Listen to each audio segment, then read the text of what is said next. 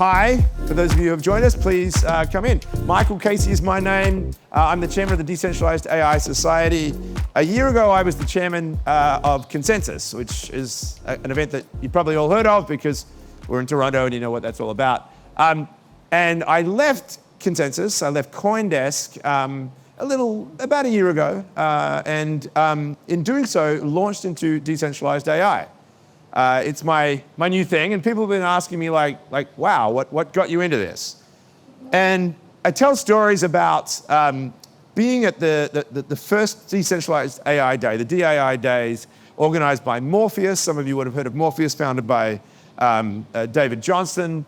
And I had the same feeling at this event as what I would witness the early days of Bitcoin back in, certainly my early days of Bitcoin, which go back to 2013, that there was this scrappy energy to the whole thing, that it was a little niche group of entities working hard to, fulfill a vision for what, an AI economy should look like on the principles of decentralization and blockchains. And, that's true. It's a small little group in that world working right now. But the reality is that, we're all AI now, right? So all of you are builders in crypto and blockchains, in decentralized systems.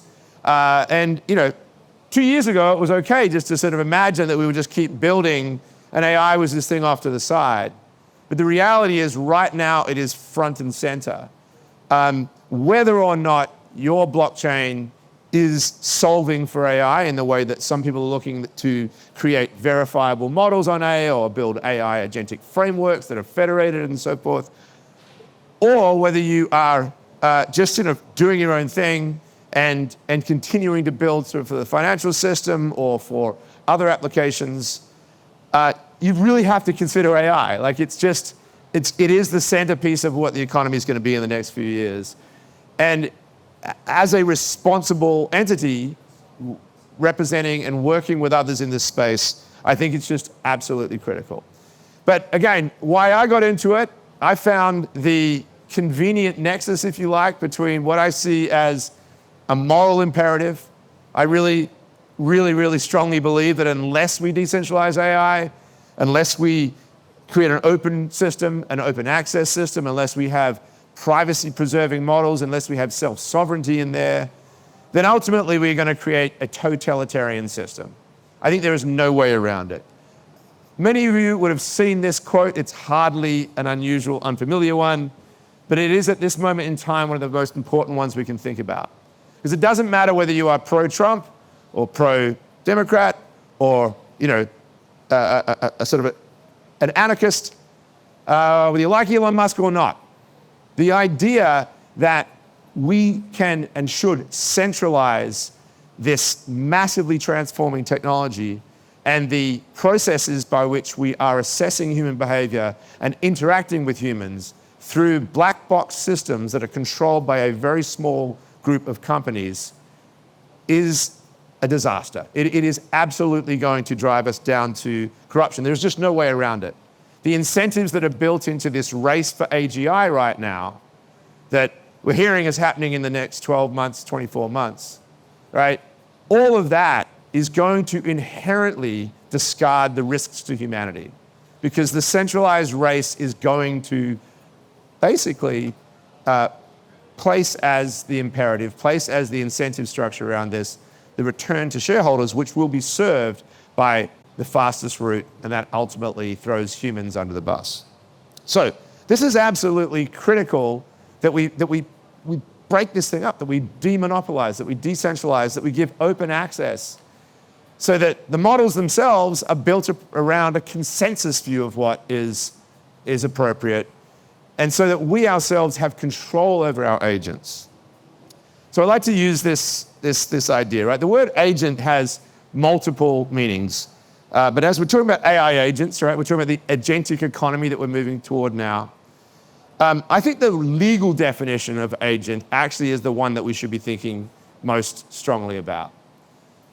To a lawyer, an agent is a fiduciary. It has 100% obligation to act on your behalf and not on behalf of anybody else, right? So we can frame that in legal terms, but we can also frame it in technical terms, in in ensuring that the right architecture is surrounding our agents so that we know and we can verify that this agent is trusting us. So I like to say, I want this agent, this is my literary agent, Gillian McKenzie, who has represented me 6 books that I've written with her, and every single time I know that she is out batting for me and no one else. And it is a wonderful relationship because she does well, I do well, and I never question the fact that I'm handing over, a certain chunk of my earnings to her. She represents me, and that's her responsibility. You all know who Agent Smith is, right? The Matrix, hardly the model for what we would be. So this is just, I think, this framing that's really important for us. How do we know and how do we ensure that our AI agents are literally working for us and only for us? So right now, as we're entering into this agentic age, people are starting to talk about the Internet of AI, or the Internet of AI agents. And I think we've certainly sort of maybe millennials and younger folk have grown up with an idea of the internet that is quite different from what the early founders of what the internet had in mind. And so when these people, because some of them are actually of my age or older, are talking about the Internet of AI, they're talking about the idea of the internet as it existed before Google came along, right? Which was a decentralized vision, which was an open access vision. It was open sourced. It was permissionless. And it meant that you had privacy on the internet, where there was that famous joke from the New Yorker that on the internet nobody knows you're a dog. All of that went out the window when Web 2 came along, and we poured a massive amount of data into these black box machines. So as we sort of look toward the emergence of these agents, multiple agents, right? Billions of agents we're talking about here. We need the structure to be such that each one of those is the machine version of what we originally envisaged the internet to be for people. So that is where this technology matters. And I'm actually relatively hopeful, despite the concerns I laid out at the beginning of the threats that we're under. I think that certain things have happened in the last 6 months that have really started to push us, whether the Silicon Valley LLMs want this or not, toward a much more decentralized model. It seems odd to say that because clearly the economic power is with the Magnificent Seven, as Wall Street likes to describe them, these big 7 platforms. And they seem to be the only game in town.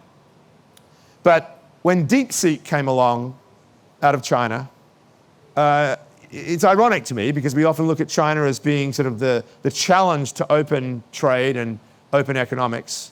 But they created an open source code model that was far more accessible than anything that the others had built. And by doing so at a lower cost point, significantly lower cost point than everybody else, they essentially created a framework in which we would lead to the commoditization of LLMs. So it's now possible to envisage that the large language models themselves will become the foundational code, a commodity-based idea, upon which countless new different versions can be built and sort of much more narrow, customizable agents can be built. And I think where the opportunity lies now for those of us that are steeped in cryptography and want privacy-preserving structures here is that we can make the case to enterprises more easily than we can to regular individuals and humans, by the way, because sadly, we individuals have given up all of our data to the network, right? Basically, that's why these LLMs exist. They've trained on all that publicly available data that we put into our social media platforms. But there's still an enormous amount of data that's sitting behind paywalls because companies are not going to give that up. That's their business secrets. That's their knowledge of their supply chains. That's the sensitive health data that they've got on their patients and their users. It's the research by which they want to get ahead. It's their patents. It's everything else, right? All of that is where the real opportunity lies for AI, because operating with that hitherto yet untapped data will create the possibility to solve the real problems that are needed at the edge by the companies, by individuals. Cures for cancer, climate change, you've heard it all, right? The utopian vision is, in my mind, going to happen by having these privacy-preserving agents enable the unlocking of all of that data, right? So creating confidential computing systems that allow for, whatever, FedEx or whomever it is to pile a lot of data that they would never otherwise hand over to some black box machine, and be able to run compute on that and build things that solve the problems for them. But likewise, all of us, right? Our own data, our DNA, everything that we're developing all the time, we want to be able to control that. So all of that is where the opportunity lies. And I think that, interestingly, at this Internet of AI moment, as we think about what the structure of that agentic economy looks like, we really do have an opportunity to do something. So I tend to think of this in terms of property rights. I'm not an economist, but for many years before I got into blockchain and eventually went to CoinDesk, I was at the Wall Street Journal, where I like to joke that I played an economist on TV. So I spent a lot of time thinking about economics, thinking about property rights in particular. I lived in Argentina for a long while, and I started thinking about this sort of stuff. And I realized that if you go through history, there have been these moments in time when there's been a transfer of a right to property to a much wider class of human beings than previously existed. So in 1602, in the Netherlands, we had the invention of the limited stock company, so that a lot more people could participate in capitalism, could actually own the enterprises that were taking on the world. And that, of course, led to colonialism, which gets a bit of a bad rap, but nonetheless was a massive wealth creation moment. The US Constitution itself was founded on this broad idea, and I would argue that the American project, until recently, is the greatest enterprise in history. And then in China, the great nemesis of the United States, Deng Xiaoping in 1983, when he finally took power, one of the first things he did was to decree that every person living in a hitherto state-owned home could now own it. They have property of their own. Each of these moments preceded a massive explosion in wealth creation, in innovation. And I think it's because when people own something and have the capacity to do something with it, they not only are inspired and incentivized to do so, but it opens up the field of opportunity for ideas. So if you think about it, our data, yours, mine, company data, whatever, any entity, be they corporate or human, that owns data, that is now able to own and control and have the rights to use that in a constructive way. This is potentially, I think rather than potentially, it would be the biggest transfer of a property right that we've ever seen. So to flip this on the head, and if you see that the original title of the speech was like a moral imperative and a massive economic opportunity, that is where the opportunity lies. This is why I'm in this space, because I think we need this if we're going to protect humanity. But it's kind of nice to know that if we do so, there is a massive opportunity to make a lot of money, to really unlock innovation like we've never seen before. So DAIS, the organization I founded, is trying to create a framework for this to happen, right? We're sort of like looking at all these different layers of the stack: self-sovereign identity, privacy, verifiable models. So layer one members, we have some that are building sort of very niche agents higher up the stack, where people are building agentic frameworks. There's decentralized compute networks. There's deep-in players. We've got Hedera, Morpheus, Filecoin, Hypercycle, a range of other players in this space, as I say, smaller and big. The idea being that if we join forces and combine our resources, our knowledge, our ideas, if we figure out how to attack the engineering challenges that exist, the scaling challenges, the capital raising challenges, the policy challenges, and most importantly, the education challenges, so that the rest of the world can understand why this matters, then we've got a much better chance of this little community building together and taking on those big seven companies.